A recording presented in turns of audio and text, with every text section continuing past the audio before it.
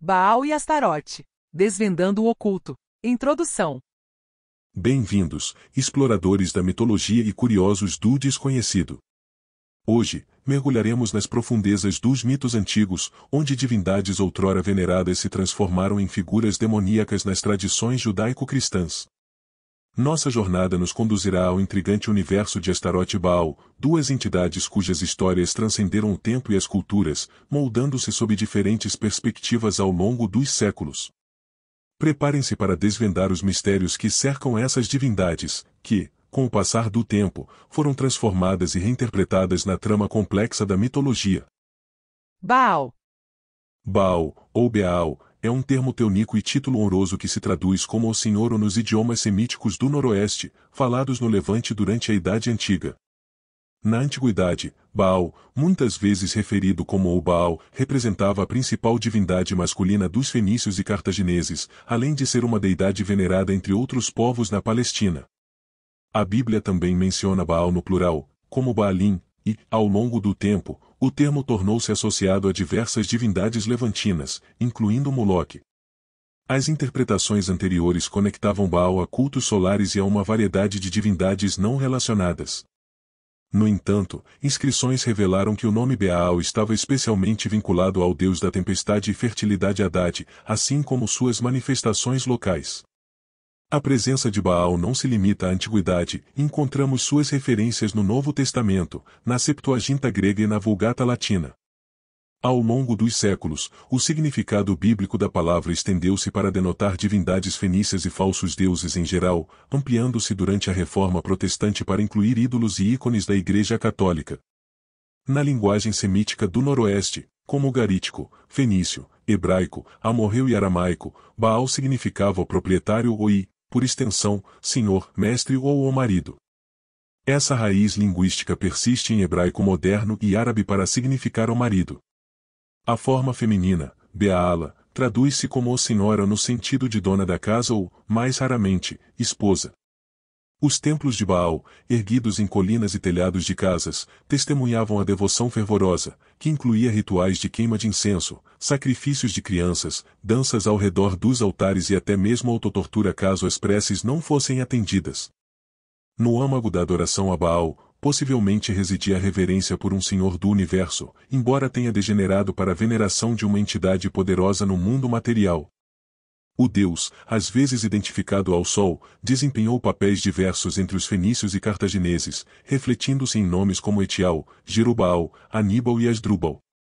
Os israelitas adotaram a adoração a Baal, referido como Baal-Peor, até a época de Samuel, persistindo como a divindade oficial das 10 tribos na era de Acabe.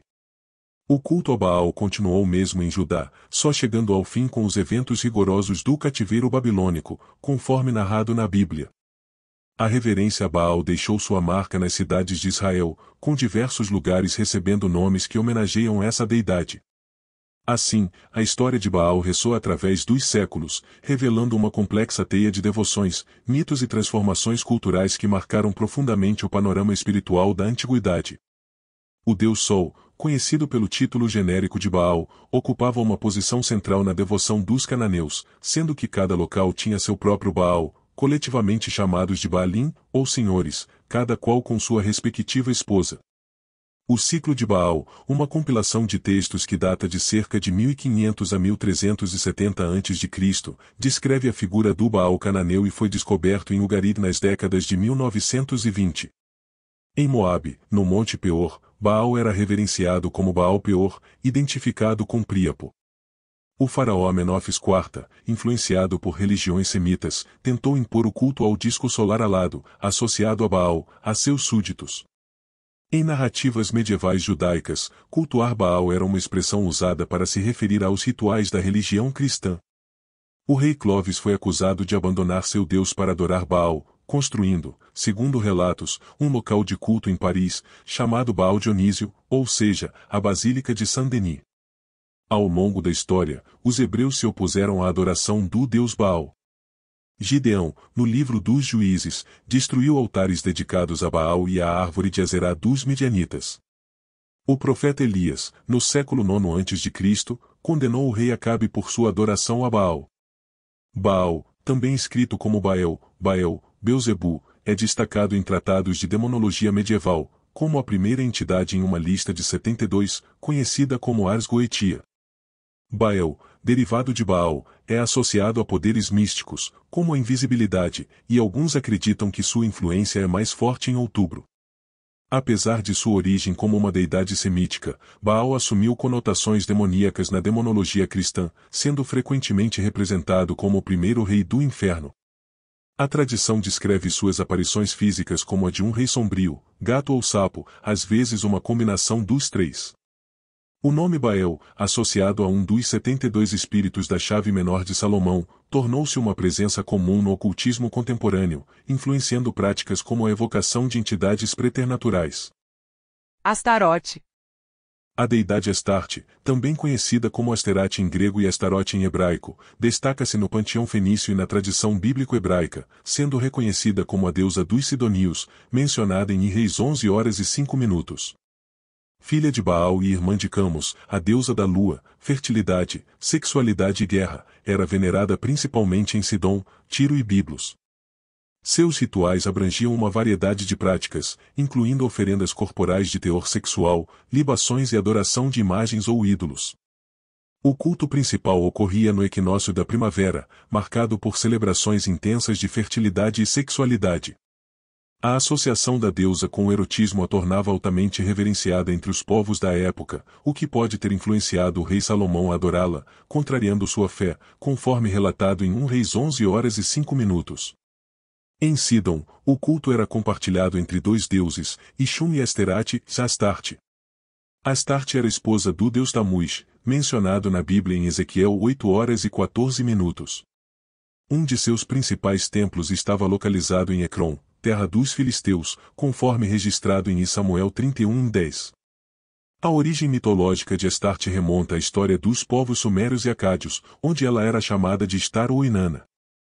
Posteriormente, os gregos a associaram a Afrodite e Hera, enquanto os egípcios a recordavam como Ísis ou, segundo algumas interpretações, Hathor.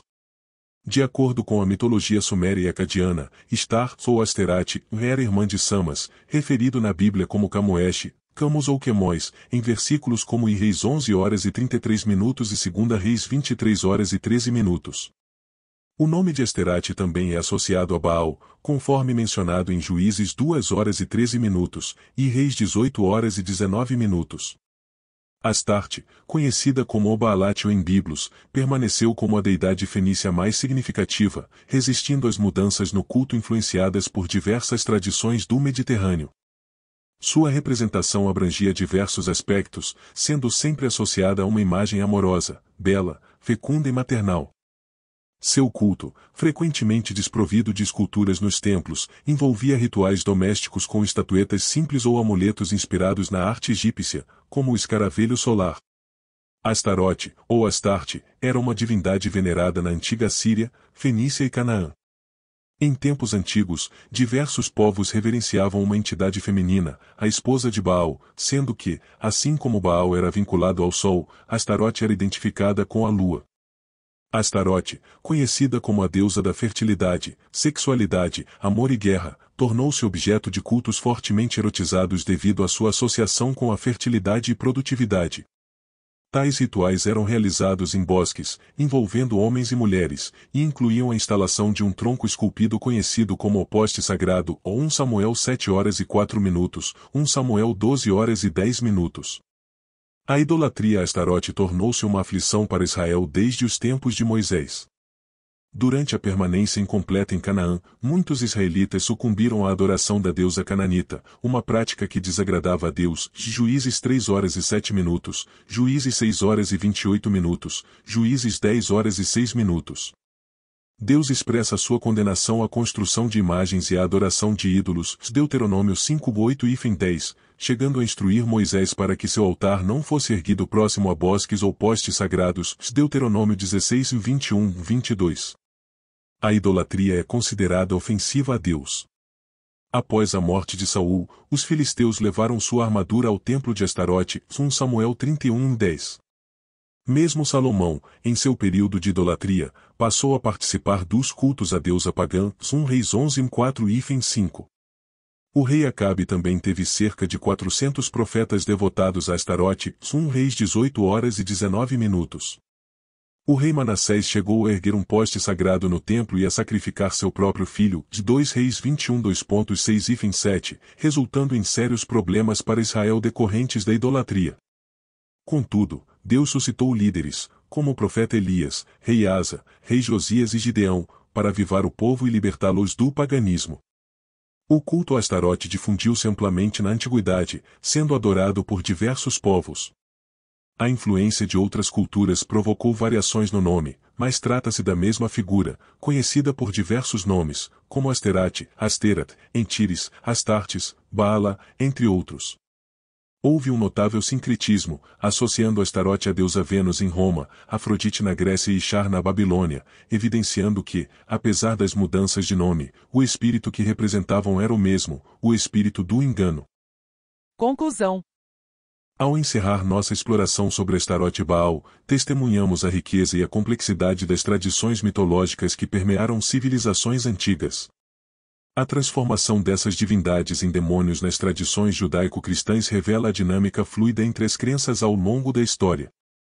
Que essa jornada nos inspire a compreender as nuances culturais e espirituais que moldaram nossas visões de divindade, e que continuemos a explorar os mistérios entrelaçados do passado para ganhar uma compreensão mais profunda do presente.